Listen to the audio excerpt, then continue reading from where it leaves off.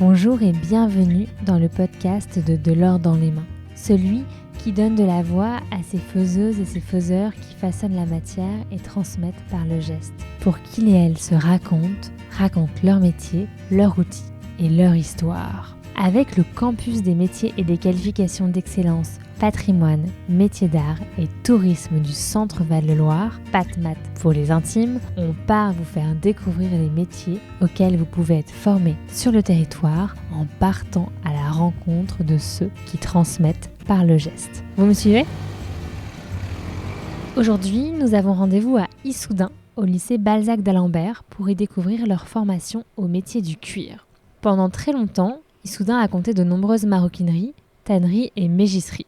Les pâturages avoisinants fournissaient les peaux, les forêts étaient un vivier d'écorce et de chêne et de châtaignier nécessaire à la fabrication de produits tannants pour le traitement des peaux, et l'eau de la rivière qui contourne la ville permettait de préparer les cuirs. Si aujourd'hui la ville a changé, les métiers du cuivre offrent toujours de beaux parcours. Selliers, cordonniers, assembleurs, gantiers, bottiers. Allez, je vous emmène découvrir l'extraordinaire formation proposée par le lycée Balzac d'Alembert. Bonjour Fabiola. Bonjour. Alors d'abord, où est-ce qu'on est ici ? Alors on est dans l'atelier du lycée Balzac d'Alembert. C'est un atelier qui a été rénové cette année.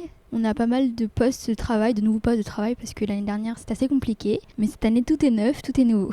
Et toi, qu'est-ce qui t'a donné envie d'aller en bac pro maroquinerie ? Alors déjà, moi je suis quelqu'un qui aime beaucoup la mode et j'ai découvert cette formation dans mon ancien collège.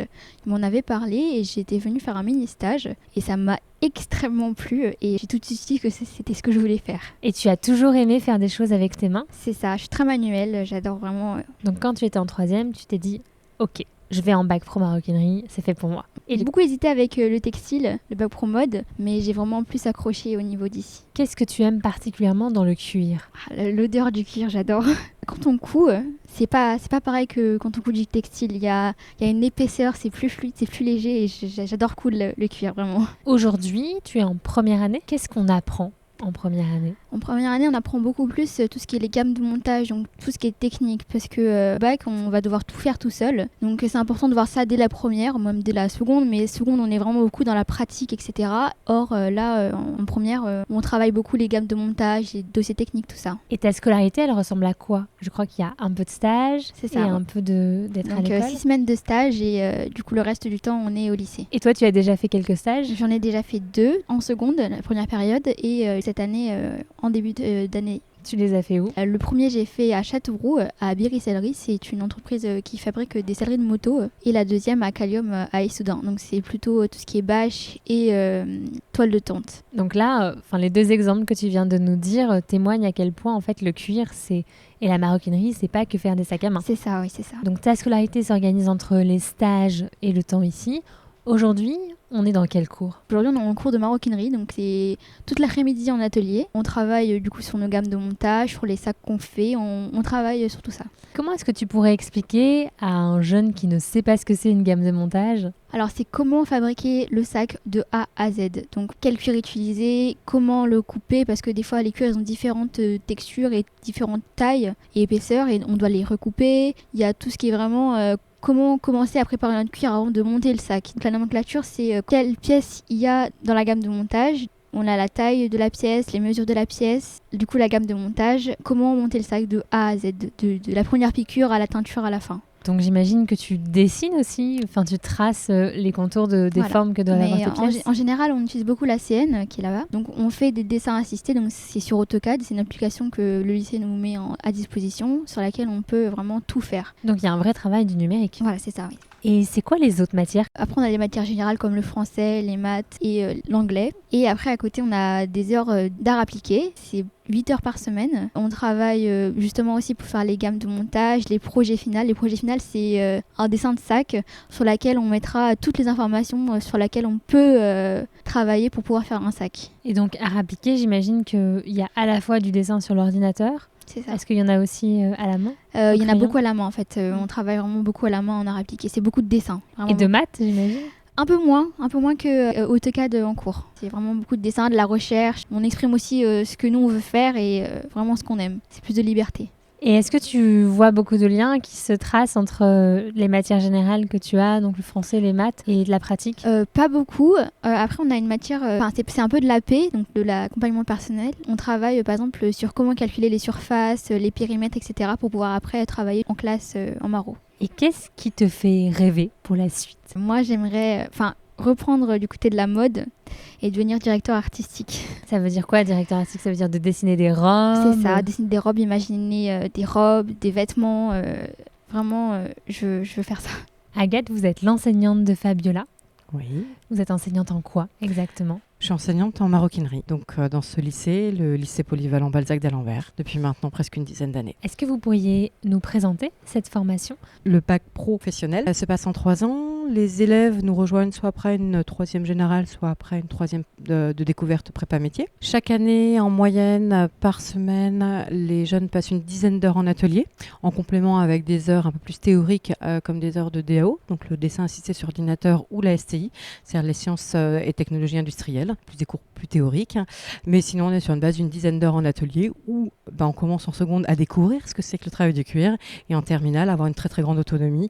C'est-à-dire qu'en terminale, on va donner aux élèves une forme, un thème, et ils vont nous sortir un sac. C'est toujours le plaisir pour les jeunes de voir les productions des moins jeunes, j'ai envie de dire, du projet de fin d'année qu'on appelle le fameux 120 heures, qui est un peu le projet d'excellence, de dire en 3 ans, voilà, je pars, je sais même pas ce que c'est qu'une machine à coudre et finalement j'arrive à faire ça. Et c'est vrai que c'est une belle motivation pour eux. Donc ce bac pro, c'est en 3 ans. C'est quelque chose qu'on peut rejoindre après la 3e, mais j'imagine que vous avez plein de profils différents. Tout à fait. Alors le profil classique est le jeune effectivement qui sort de 3e, qui fait son année, sa scolarité traditionnelle. On a des jeunes gens qui souhaitent aussi faire la formation en apprentissage dès la seconde. Nous, on le conseille un peu plus tard, mais c'est possible. C'est une très très belle expérience humaine et professionnelle. C'est difficile, l'apprentissage, mais c'est très enrichissant pour les jeunes.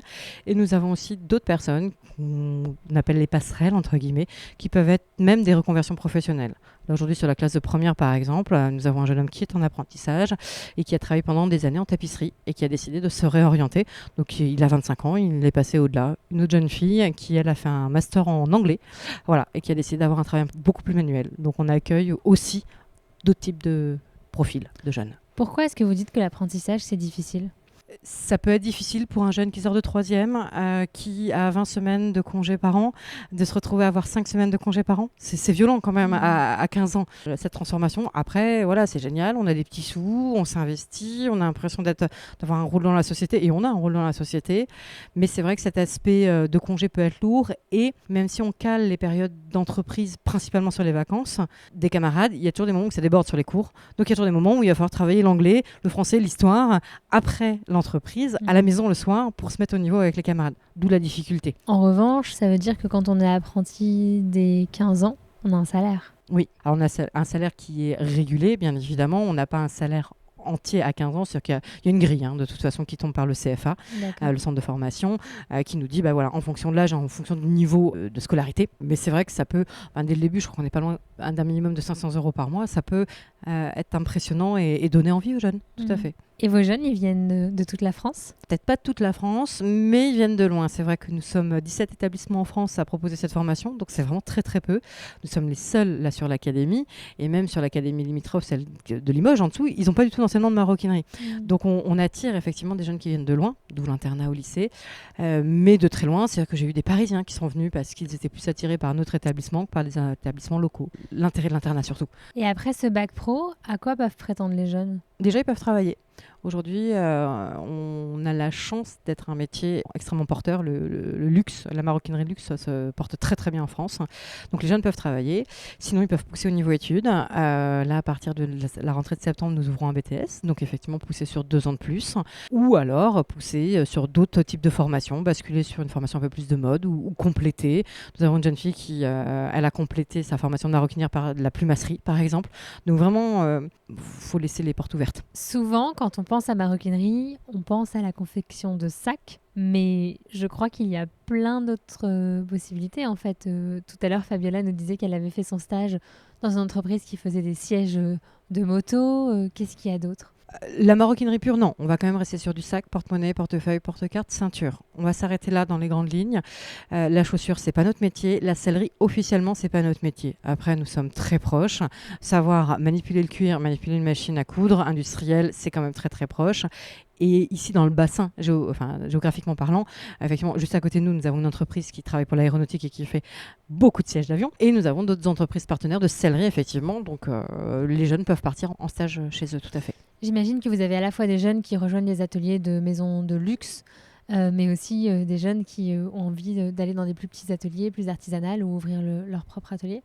Oui, bien évidemment. Alors après, ouvrir leur propre atelier, ça arrive. On leur conseille pas tout de suite en général. On leur dit effectivement, va rouler ta bosse, va découvrir, va maîtriser ton métier avant de te lancer. Mais bien sûr que pour certains, c'est un objectif, effectivement, l'autonomie et l'artisanal pur. Est-ce que vous pourriez nous décrire un peu ce plateau technique sur lequel on est, qui est tout neuf ? Oh là là, il est très très beau et très très grand et très lumineux.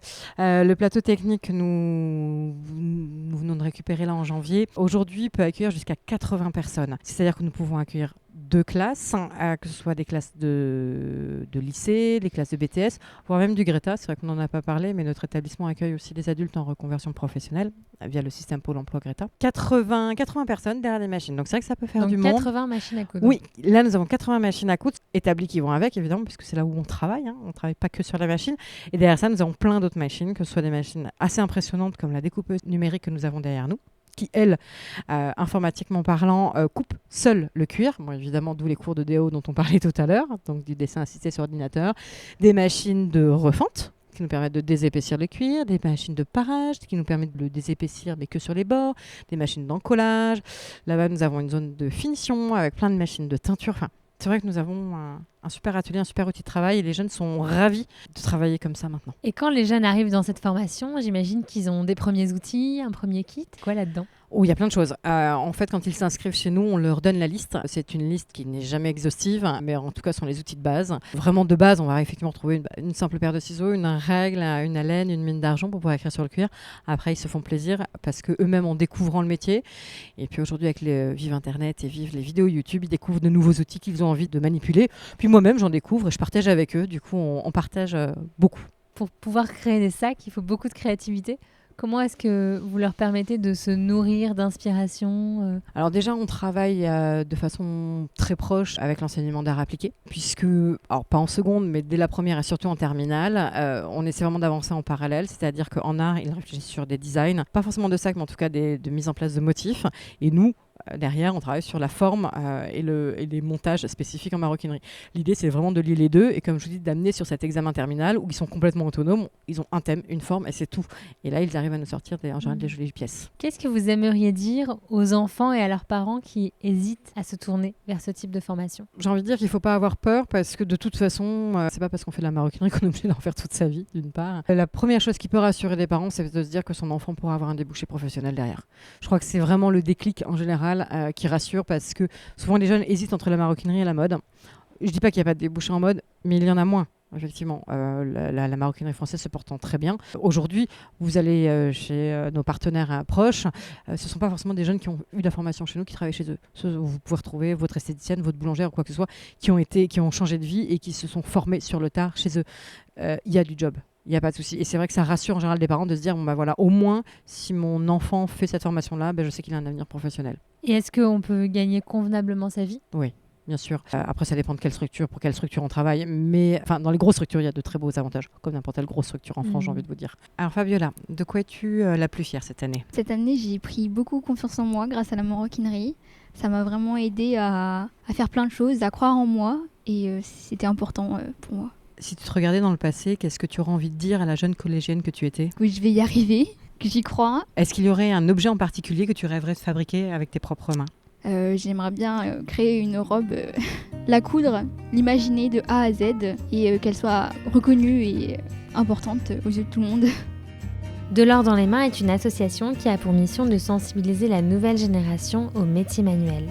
Nous concevons des outils pédagogiques comme ce podcast pour faire découvrir aux jeunes et aux moins jeunes ces métiers et nous intervenons dans les établissements scolaires avec les artisans du podcast pour susciter des vocations. Vous pouvez nous suivre sur les réseaux sociaux, vous abonner à notre newsletter et même adhérer à notre association. À bientôt!